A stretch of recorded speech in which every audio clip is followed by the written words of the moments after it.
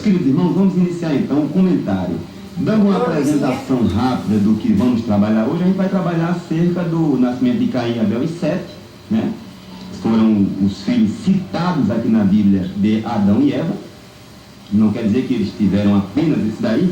O capítulo 5, versículo 4 diz que foram os dias de Adão, depois que gerou a Sete, 800 anos, e gerou filhos e filhas. Portanto, uma enormidade de filhos e filhas que a Bíblia não determina a quantidade exata, né? Então a gente vai ver aqui que, através da inveja, né, este sentimento terrível, que é uma coisa que, se o homem não vigiar, toma conta do seu coração, foi o que aconteceu com Caim, ele veio a eliminar o seu irmão. Em seguida a gente vê que ele foi avisado por Deus, alertado que ele tinha a capacidade de dominar aquela ira que estava tomando conta do seu ser, mas ele preferiu por matar o seu irmão, e essa ira entranhada gerou exatamente o primeiro homicídio. O amor entranhado, irmãos, no homem, ele leva a cuidar do seu irmão, ou do seu irmão, quando eu digo, é o seu semelhante. Pode ser o irmão filho do mesmo pai e da mesma mãe, pode ser irmão na fé, ou pode ser uma outra pessoa. Leva a este cuidado. Em seguida a gente viu aqui o castigo que Caim sofreu por conta disso, ou os revés, né, que a sua vida veio a sofrer por conta disso. Em seguida a gente vê aqui o início da música, o início do artesão, que trabalha com ferro especialmente. A gente vê também aqui a primeira bigamia por meio de Lameque, ou seja, um homem ter duas esposas, né? E essas pessoas foram da descendência de Caim, mas o encerramento do capítulo 4 fala acerca de Enos, que foi o filho de Sete, que a partir dele passou-se a invocar o Senhor. Ou seja, depender do Senhor e pedir socorro ao Senhor é o sentido do texto, quando diz invocar ao Senhor. Mas, voltando agora para detalhar o que a gente falou de forma muito rápida, o capítulo 4 de Gênesis, ele volta a nossa atenção para Caim, especialmente. O seu nome é citado 16 vezes, de 7 em ocasiões. Abel é identificado como seu irmão, né? Apenas 16 vezes, e Abel 7 como sendo seu irmão. Então, sempre reportando-se a Caim. Não que houvesse assim uma importância maior, mas é uma questão que a gente deve focar a vigilância neste eu, que tende a querer contrariar o Senhor. E quando ele veio refletir sobre a vida de Caim, quando a gente vem a fazer isso aí, a gente vê alguns papéis que ele desempenhou. A gente pode, irmãos, entender melhor como é importante conhecer a Deus e fazer a sua vontade, para que a gente não venha incorrer na mesma falha ou falha semelhante. Primeira coisa que a gente vê no versículo 1, versículo 1 e 2, diz que Adão conheceu a sua mulher e teve Caim, e em seguida teve Abel, que um foi pastor de ovelha, no caso Abel, e o outro foi agricultor, lavrador da terra. Deus ordenou aos nossos primeiros ancestrais, a Adão e a Eva, sede fecundo e encher a terra. Isso a gente viu no capítulo 1. E eles obedeceram a esta ordem. Então a gente já tira assim para um pouco de lado, ou seja, sai do foco da vontade de Deus a questão da família alternativa, família de pessoas do mesmo sexo. Então não tem possibilidade de haver procriação em obediência ao mandado do Senhor. Então a gente já vê já esse propósito divino em ter deixado um homem, né, ou ir para uma mulher e uma mulher para um homem. Apesar de ser verdade que a constituição de uma família não é o único propósito do casamento, a questão de procriar, é que nem todo casamento é abençoado com filhos. Lamentavelmente, ou então às vezes por uma questão de opção. Agora também é fato que os filhos são uma dádiva preciosa de Deus. E cabe-nos, irmãos, como mordomos de Deus, já que eles são heranças do Senhor, a gente cuidar, porque a gente vai dar conta desses filhos. A questão não é jogar o filho, lançar o filho no mundo e deixar aí a revelia, de forma alguma. Uma vez que a gente deu início àquela vida, da mesma forma como Deus nos criou e nos mantém até os dias atuais, e continuará enquanto a terra existir, é um exemplo para nós com nossos filhos. Eles devem, então, ser recebidos com alegria. Imagina a amargura de Adão e de Eva, irmãos, ao cair sobre a família deles a tragédia de um homicídio entre os seus filhos, entre as suas bênçãos. O nome Caim, ele tem um som parecido com a palavra adquirida, tanto que o sentido da palavra é adquirido de Adão, de Caim. Depois da sua segunda gestação, então Eva deu à luz a Abel. E Abel significa fôlego, que é uma palavra traduzida por vaidade também. Pelo menos 30 vezes, irmão, uma observação no livro de Eclesiastes, a gente acabou de estudar no trimestre passado, Pelo menos 30 vezes nesse livro, o nome de Caim nos lembra que a vida vem de Deus, enquanto de Abel nos diz que a vida é breve. Se a gente for observar os sentidos, então nisso o Senhor fala também. A gente vê a presciência de Deus e o entusiasmo dos pais, no caso pelo primogênito Caim, pelo cuidado que teve Eva para com o seu filho Caim, e o nome, né, dado a ele também. Pelo fato de ser o filho primogênito, Caim era especial. No entanto, por causa do seu pecado, ele perdeu tudo.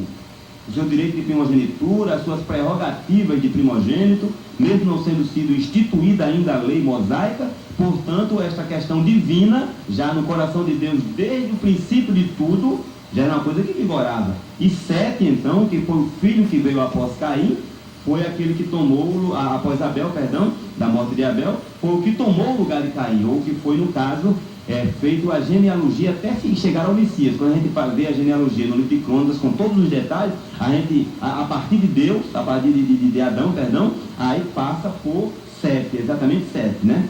E a gente vê que ao longo das páginas da Bíblia, a gente vai ver essa inversão da questão do primogênito, ele não ter aquele zelo pela primogenitura e via perder esta bênção de Deus.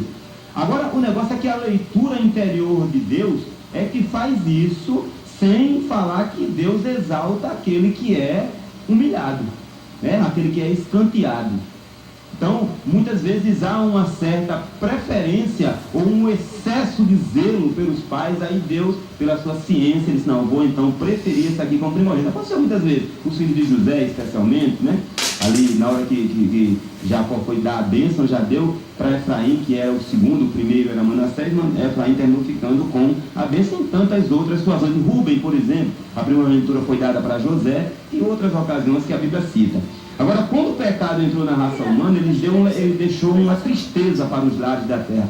Esta palavra lar, ela vem de lareira, onde as pessoas se reuniam em roda da lareira, do fogo, para se aquentar nas regiões do norte, do oriente, para se esquentar, e ali aproveitavam a situação para ficar trocando ideias, conversando e rindo abundantemente. E isso, irmãos, era uma terapia para a felicidade e para a vida também daquele povo. Era uma prevenção contra a questão da discórdia. Não, a família era de fato uma família e o lar era aquele aconchego, aquele ninho. Aí, com o pecado da raça humana, houve um esforço maior do homem para que mantivesse essa questão do lar em evidência, né? Problemas foram criados, e somente o Senhor, depois, com a sua misericórdia através de Jesus, que veio a restaurar definitivamente a família, basta querê-lo como seu Senhor, né? Agora, uma sugestão para que a família ela seja promissora, para que a família seja próspera. Uma sugestão do alto.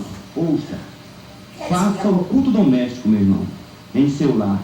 E estimule o devocional individualmente para que cada membro da sua família tenha a sua comunhão, o seu segredo particular com o Senhor. Esta bênção que Deus nos deixou, que é o culto doméstico no lar, cante aí um hino para Deus, leia aí um texto da palavra de Deus, um outro faz uma oração, divida aí as tarefas. Em 3 minutos aproximadamente você tem feito o culto doméstico, 3, 4 minutos, e às vezes em até menos. E cada um separando dentro da sua organização disciplinar, incluindo a leitura da Bíblia, a oração, faz o seu devocional individualmente. Em seguida a gente vê que, à medida que os filhos de Adão e Eva foram crescendo, Adão colocou eles para trabalhar. No caso, nos campos, né? Um foi agricultor e o outro foi pastor de ovelhas. Agora, com o passar dos anos, tornou-se evidente que cada menino tinha os seus próprios interesses e aptidões. Caim tornou-se lavrador e Abel pastor de ovelhas, como eu falei. Sem dúvida, irmão, Adão ensinou a seus filhos o motivo de precisarem trabalhar. Era parte do mandamento de Deus na criação e eles eram colaboradores de Deus. A intensificação do trabalho e a questão da reprodução de suor, ou seja, uma labuta, uma coisa mais ferrenha, porque o homem pecou e ele teve assim como se fosse assim um esforço maior. Ao invés de ser um cuidador, um jardineiro, ele passou a ser o próprio lavrador para poder comer. E a abordagem bíblica do trabalho é que somos privilegiados em cooperar com Deus ao usar as dádivas de sua criação para o bem das pessoas e também para a glória de Deus. Trabalho não é maldição. Há um dito popular que diz que o trabalho dignifica o homem. E é verdade. Pessoas que têm dificuldade em se envolver no trabalho, se entrar de coração, tem a miséria da preguiça atrelada ao seu caráter, essas pessoas normalmente, irmãos, não têm apenas essa falha. Não, tem outras que vão acompanhando também a vida. E é difícil a pessoa lidar com o preguiçoso, especialmente quem vive no mesmo lar. É muito difícil, né? Mas Deus, Ele dá a graça, né? A Bíblia ela não tem nada de bom a dizer sobre o ócio, sobre a questão das pessoas que vivem ociosamente, que esperam que as outras pessoas provejam os benefícios ou a subsistência paralela de forma alguma. Tem uma exceção, que não é a Bíblia, é o sentido etimológico da palavra. É sobre o termo sacerdócio, né? Que denota alguém, como é que eu diria assim, com dignidade e caráter espiritual, que apresenta excelências ao Senhor. Ou então intermediação, no sentido da graduação humana, né? Não é a mediação eficaz como a de Jesus Cristo, através da sua morte na cruz do Calvário, mas a intercessão. Nesse sentido existe a questão. E nós hoje, Igreja do Senhor, somos o sacerdócio santo do Senhor. Então há isso aí. Por isso que o termo remota, ou remete, né, para uma dedicação exclusiva ao trabalho do Senhor. Aí a pessoa não suar as mãos nem calejar, até porque existe uma aplicação assim muito na questão da entrega do Espírito para que haja a revelação, para que haja o contato, as horas de oração mais intensa, a visita ao necessitado, a preparação de palavras que venham a edificar a igreja do Senhor, aqueles que fazem parte do corpo de Cristo. Seguinte, a gente vê que é possível que os meninos de Adão e Eva, no caso Caim e Abel, eles tenham perguntado ao pai por que o trabalho deles era tão difícil. E Adão deve ter explicado que Deus, ele amaldiçoou a terra por causa da desobediência. A sentença de Deus, no suor do rosto, comerás o teu pão. Isso era uma coisa inescapável, e Adão deve ter falado isso para os seus filhos. Daí esta verdade ter chegado a Moisés de geração em geração, que foi no caso, como a gente viu logo na abertura, no primeiro dia 1º de janeiro, que Moisés foi o escritor de todo o Pentateuco. Pentateuco, no caso, os 5 primeiros livros da Bíblia. Penta de 5 e Teuco de livros ou rolos, como era a forma que era formado todo o montante dos escritos sagrados. A partir do versículo número 3, entre o 3 e o 7º, a gente vê um fato interessante. Adão e Eva, eles haviam aprendido a adorar o Senhor. A adoração verdadeira, a adoração como sendo estilo de vida.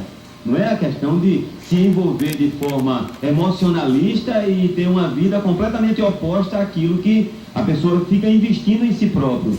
Uma ilusão mesmo, né? A adoração eles tinham aprendido durante os seus dias especiais no jardim, antes da queda, né? Antes que o pecado trouxesse a maldição para a vida deles e para a terra. Certamente eles haviam ensinado aos filhos sobre o Senhor e sobre a importância de adorá-lo. Daí a opção de Abel de ter preferido entregar os seus animais, o melhor da sua cria, em oferta ao Senhor, de todo o coração. Não foi apenas, como diria o pastor Marcos de Souza Sobrinho, não saiu apenas do bolso, saiu do coração. No caso de Abel, pelo fato de Deus ter rejeitado de Deus ter rejeitado a sua oferta, é possível, claro, que essa oferta ela não saiu assim inteiramente do coração. Ele fez como se fosse uma obrigação. O pai tinha ensinado que na adoração existe oferta e precisa ofertar o melhor de si. O melhor que ele tinha era exatamente a sua agricultura. Ele pode ter dado até o melhor da sua agricultura, só que ele não extraiu do coração primariamente. Aí veio a sentença de Deus. Por quê? Porque Deus é onisciente. Ele alcança o âmago da alma do homem, o intelecto do homem, aquilo que o homem não sabe de si próprio, Deus sabe. Deus identifica, e a palavra de Deus ela é apta para discernir isso aí. A gente vê que Caim ele não foi rejeitado por causa da oferta que ele escolheu, mas porque a sua oferta foi rejeitada por causa de Caim. É isso que precisa ficar bem definido no meio do seu coração. Por quê? Porque o coração de Caim não estava em ordem com Deus, não estava em sintonia com a vontade de Deus. Foi pela fé que Abel ofereceu o sacrifício mais agradável, disse o escritor no livro de Hebreus, no capítulo 11. A gente viu isso aí no final do ano passado. Agora significa que ele cria em Deus e sua vida estava em ordem com o Senhor. Repetindo o que eu já falei, porque nunca é demais, né? A gente repetir as coisas, até porque facilita o entendimento e fixa na mente. A gente pode ver a oferta a Deus, que é primordial, é a própria vida, ou seja, as atitudes, o estilo de vida é o que caracteriza o adorador e o ofertante ao Senhor, foi o que fez a diferenciação.